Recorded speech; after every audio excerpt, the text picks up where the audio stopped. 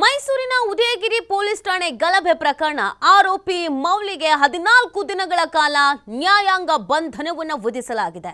ಎರಡನೇ ಜಿಲ್ಲಾ ಮತ್ತು ಸತ್ರ ನ್ಯಾಯಾಲಯದಿಂದ ಈ ಒಂದು ಮಹತ್ವದ ಆದೇಶವನ್ನು ಹೊರಡಿಸಲಾಗಿದೆ. ಪ್ರಚೋದನಕಾರಿ ಭಾಷಣ ಮಾಡಿದ್ದ ಮೌಲ್ ಅವತ್ತು ಪೊಲೀಸ್ ಠಾಣೆಯ ಮೇಲೆ ಇದ್ದಕ್ಕಿದ್ದ ಹಾಗೇನೆ ಕಲ್ಲು ತೂರಾಟ ಆಗಿತ್ತು. ಅದಕ್ಕೆ ಕಾರಣ ಸಾಮಾಜಿಕ ಜಾಲತಾಣದಲ್ಲಿ ಒಂದು ವಿಡಿಯೋ ಸಿಕ್ಕಾಪಟ್ಟೆ ವೈರಲ್ ಆಗಿತ್ತು. ವಾಟ್ಸ್ಆಪ್ಗಳಲ್ಲೂ ಕೂಡ ಆ ವಿಡಿಯೋ ಹರಿದಾಡುವುದಕ್ಕೆ ಶುರು ಆಗಿತ್ತು. ಅದು ಮೌಲ್ವಿ ಪ್ರಚೋದನಕಾರಿಯಾಗಿ ಭಾಷಣ ಮಾಡಿದ್ದು ಇರೋರ್ನೆಲ್ಲ ರೊಚ್ಚಿಗೆಬ್ಬಿಸಿದ್ದು. ಕಲ್ಲು ತೂರಾಟ ಆಗಬೇಕು, ಗಲಭೆ ಆಗಬೇಕು ಅನ್ನುವಂಥ ಉದ್ದೇಶದಿಂದಲೇ ಮಾತನಾಡಿದ ರೀತಿಯಲ್ಲಿ ಇತ್ತು. ಈ ಪ್ರಕರಣ ಕಳೆದು 13 ದಿನಗಳಾದ ನಂತರ ಮೌಲ್ವಿಯನ್ನ ನಿನ್ನೆ ಅರೆಸ್ಟ್ ಮಾಡಲಾಗಿತ್ತು. ಅದಾದ ನಂತರ ಕೋರ್ಟ್ಗೆ ಹಾಜರುಪಡಿಸಲಾಗಿತ್ತು. ಇದೀಗ 14 ದಿನಗಳ ನ್ಯಾಯಾಂಗ ಬಂಧನವನ್ನ ವಿಧಿಸಲಾಗಿದೆ. ಉದಯಗಿರಿ ಪೊಲೀಸ್ ಠಾಣೆ ಮೇಲೆ ಕಲ್ಲು ತೂರಾಟ ಗಲಭೆ ಪ್ರಕರಣಕ್ಕೆ ಸಂಬಂಧಪಟ್ಟಂತೆಗೆ ಈ ಪ್ರಕರಣಕ್ಕೆ ಪ್ರಚೋದನೆಯನ್ನ ನೀಡಿದಂತ ಹಿನ್ನೆಲೆಯಲ್ಲಿ ಇದೀಗ ಆರೋಪಿ ಮೌಲಿಗೆ 14 ದಿನಗಳ ನ್ಯಾಯಾಂಗ ಬಂಧನವನ್ನು ವಿಧಿಸಲಾಗಿದೆ. ಸೋಷಿಯಲ್ ಮೀಡಿಯಾದಲ್ಲಿ ಒಂದು ಪೋಸ್ಟ್ ವೈರಲ್ ಆಗುತ್ತೆ. ಅದರ ವಿರುದ್ಧ ಹೋರಾಟ ಮಾಡಬೇಕು ಅನ್ನುವಂಥ ನಿಟ್ಟಿನಲ್ಲಿ ಒಂದು ಪ್ಲಾನ್ ಆಗತ್ತೆ. ಆದರೆ ಆ ಪ್ಲಾನ್ ಕಾನೂನುಬದ್ಧವಾಗಿರಲಿಲ್ಲ. ಹೋಗಿ ನ್ಯಾಯ ಕೇಳೋದಷ್ಟೇ ಆಗಿರಲಿಲ್ಲ, ಪೊಲೀಸ್ ಠಾಣೆ ಮೇಲೆ ಕಲ್ಲು ತೂರಾಟ ಮಾಡೋದು ಕೂಡ ಆಗಿತ್ತು. ಅದಕ್ಕೆ ಸಂಬಂಧಪಟ್ಟಂತೆ ವಾಟ್ಸಪ್ ಗ್ರೂಪ್ಗಳಲ್ಲಿ ಪ್ರಚೋದನಕಾರಿಯಾಗಿ ಮಾತನಾಡಿದಂಥ ಒಂದು ವಿಡಿಯೋ ಸಿಕ್ಕಾಬಟ್ಟೆ ವೈರಲ್ ಆಗಿತ್ತು. ಆ ವಿಡಿಯೋದಿಂದಲೇ ಇಷ್ಟೆಲ್ಲ ಆಗಿದ್ದು ಅನ್ನೋದು ಪೊಲೀಸರಿಗೆ ಗೊತ್ತಾಗಿತ್ತು.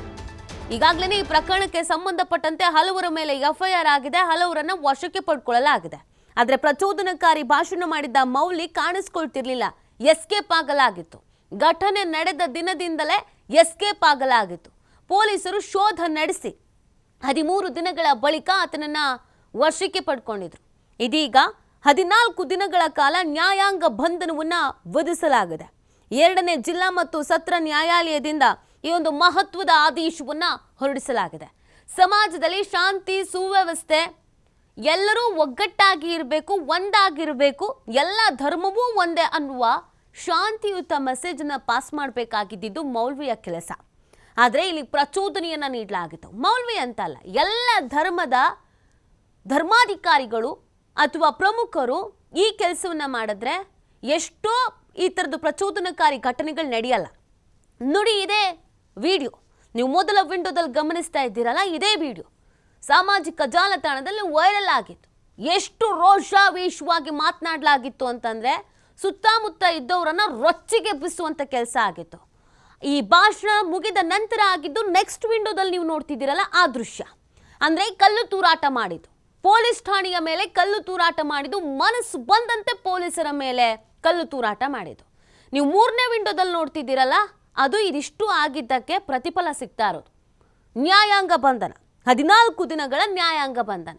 ಒಂದು ಪ್ರಕರಣ ಹೇಗೆ ನಡೀತು, ಒಂದು ಗಲಭೆ ಹೇಗೆ ನಡೀತು, ಅದಕ್ಕೆ ಯಾರು ಪ್ರಚೋದನೆ ನೀಡಿದ್ರು, ಅದಾದ್ಮೇಲೆ ಏನಾಯ್ತು, ಇದನ್ನು ನೀವು 3 ಕೂಡ ವಿಂಡೋದಲ್ಲಿ ಗಮನಿಸ್ತಾ ಇದ್ದೀರಾ.